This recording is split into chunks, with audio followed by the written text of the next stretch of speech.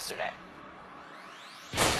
I try to do whatever I could do to help the kid out, be the best player he can be, try to help him, be a better leader, be a better scorer, a better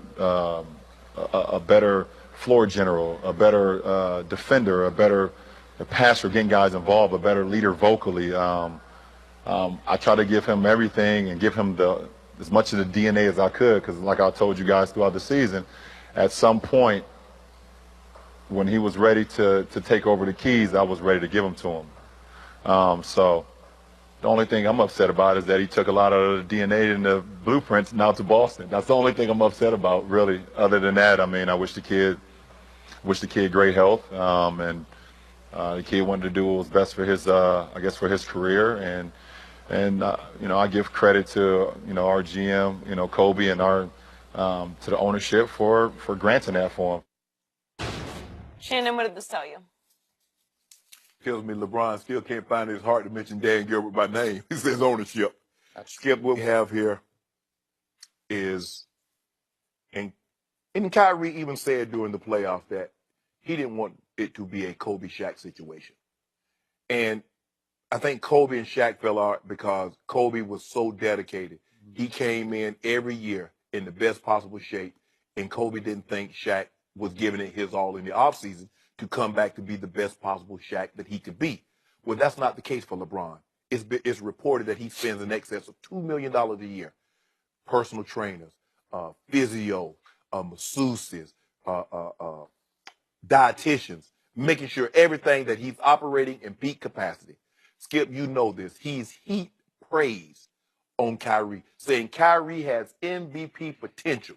Skip, how many 4-time MVPs, 3-time final MVP? You want to take the last shot? Go ahead. You want to take over the game? I'll stand over here in the corner and let you have it. Do you, bro? I'm good. You the man. Hey, T. Lou, let Kyrie take this last shot in Game 7. Hey, he got it going. Let him go. Not what he wanted. And LeBron is racking his, what could I do? Was it because I came back to begin with that you got so upset with it? Was it because of the shine that people, no matter what goes on, no matter how well you play, that I'm still going to get some credit even if I only have 17 points, you have 35? They're going to mention those 12 assists and those 13 rebounds I had also because I had a triple-double. What was it? I tried to help you at every turn. But, Skip, you can only help someone that wants to be helped. And when they want to move on, Skip, you just got to let them go. And LeBron, don't you lose no sleep over wondering what you could have done or what you should have done differently. Because at the end of the day, this is all about Kyrie. Kyrie wanted to be elsewhere. Why he wanted to be elsewhere? And he's like, well, I don't have to give anybody a reason. Well, actually, you probably should, because you requested a trade. They didn't trade you. You went for some reason. You wanted out of Cleveland, and you wanted out bad. I don't really think that's asking too much, Skip. I really don't. It's not like he was a free agent. Kevin Durant is one thing. Kevin Durant was free. He had fulfilled his obligation to the OKC Thunder organization. Kyrie Irving had 2.5 years, 2 years plus an option on his contract. And all of a sudden, you just want out after going to 3 straight finals. You won the finals the previous year. And all of a sudden, you're like, nah, I want to bounce. You can't understand why people think that might be Kyrie had fulfilled one obligation to Cleveland. He'd made the shot of shots in Game 7 to win a championship. Kevin Durant did not do that for Oklahoma City, right? No, he didn't. But he made the shot. LeBron, hey, told T. Lou, whatever. We're going to gloss over the chase down. We're going to gloss over that triple-double. We're going to gloss over that he led every player that touched the court in every statistical category. We'll gloss over that. We'll make it about Kyrie. And still, even though Kyrie made the shot heard around the world, that wasn't enough for him. It was not. That's a fact. So my big picture takeaway from all I heard from LeBron yesterday was it was absolutely brilliant. LeBron was at his greatest doing his media sessions because he puts a lot of thought into it and he executes it brilliantly. Yes. And the first thing he did was, I don't know what more I could have done, and it turns LeBron into the victim here, like he was victimized by Kyrie, like I don't know what was happening. And then he went into the classic passive-aggressive mode that he is so great at. And between the lines, he was actually criticizing Kyrie for all of his perceived or criticized shortcomings. And he's saying, I tried to help him with his leadership, with his playing point guard, his ball distribution, basically, running the show, and with playing defense. I tried to help him on all three fronts, and I guess it just wasn't enough. And I think 5 times he called him the kid. It's a little bit of a put down. He's still a kid. He doesn't know what he's doing. He's immature. He'll wake up and realize that the grass isn't greener in Boston. And I'm going to say this again. Kyrie left because he couldn't take LeBron James anymore. And I reported this the day after that happened, after Kyrie announced. I told you, I have a source close to Kyrie who told me that Kyrie had come to believe that LeBron was more about himself than about the team, and that LeBron is not all that he's cracked up to be by the media behind closed doors. And Kyrie was just sick and tired of everything LeBron in the locker room, on the bench, and on the court.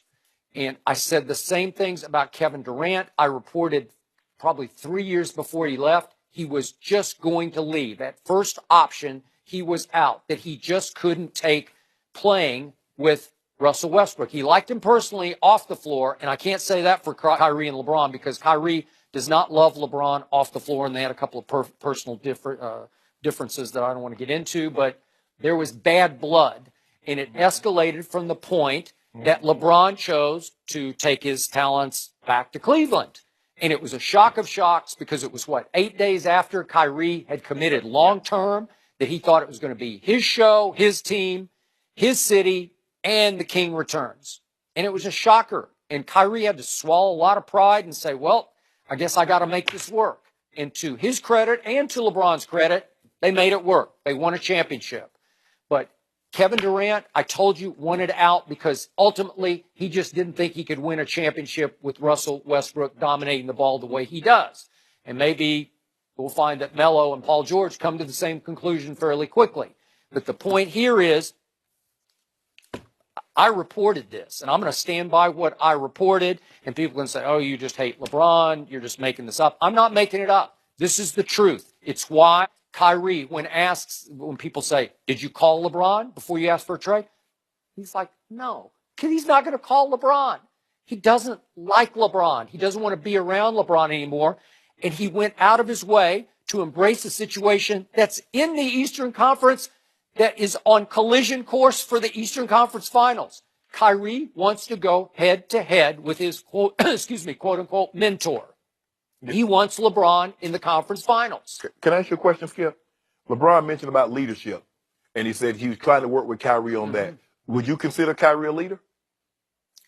I don't know yet because he was a baby when he tried to lead the Cavaliers pre-LeBron. Okay, what LeBron is clearly the dominant force. Okay, what leader or thought to be leader would go weeks without speaking to teammates? He's very unhappy playing with LeBron.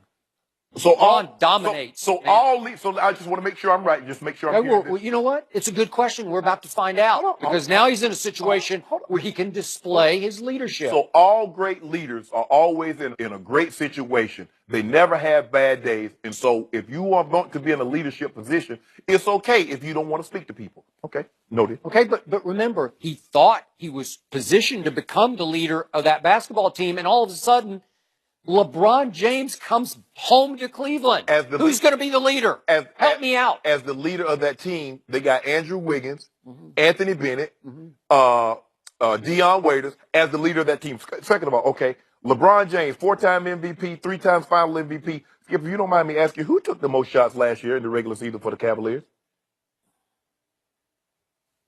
You tell me. What'd your researcher look? Don't do that, Skip. Don't do that. Don't do that. I don't know. Me and Steve got us a great working relationship. Yeah. Me and Steve always, we got this thing. Okay, let me ask you this, Skip.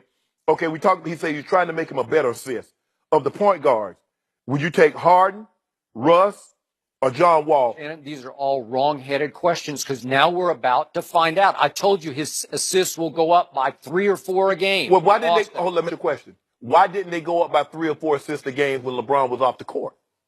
And he was on the court. LeBron ran the show. He ran everything. He When ran the locker when room. LeBron was not in the lineup, he was out. He was in street clothes. Kyrie Irving's assists did not go up, but his shots and his points did. I'm asking, if LeBron is not on the court, he's not taking shots, he's not dominating the ball. Back, and I'm looking forward. I'm looking to what's about to happen with the Boston Celtics because I think Kyrie will take over the franchise. He will dominate the basketball. He will be the point guard. And then we'll see what your stats say. And you can ask Steve Owens, what's happening now with Kyrie? And Steve will tell you. And then you can repeat it back to me. Hold on, time out.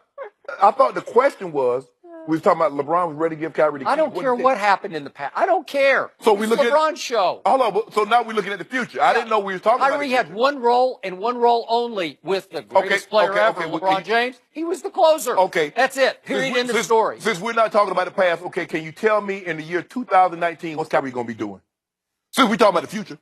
2019? Yeah. What do you mean? What's he going to be doing? Yeah. Like who's going to be married to? No. What's he going to be doing? Because I thought we were talking about what's LeBron saying, and we were talking about what led to this and what LeBron was trying to say. I'm just talking about 2017, 2018 season. I already told you what's going to happen. No. Everything's going to go up. Assists are going to go way up. It's like significantly up for Kyrie Irving. But you can't explain to me why they didn't go up when he was on the team. I told you it's LeBron's show. It's his team. Oh, so even when he's not on the court. Different role.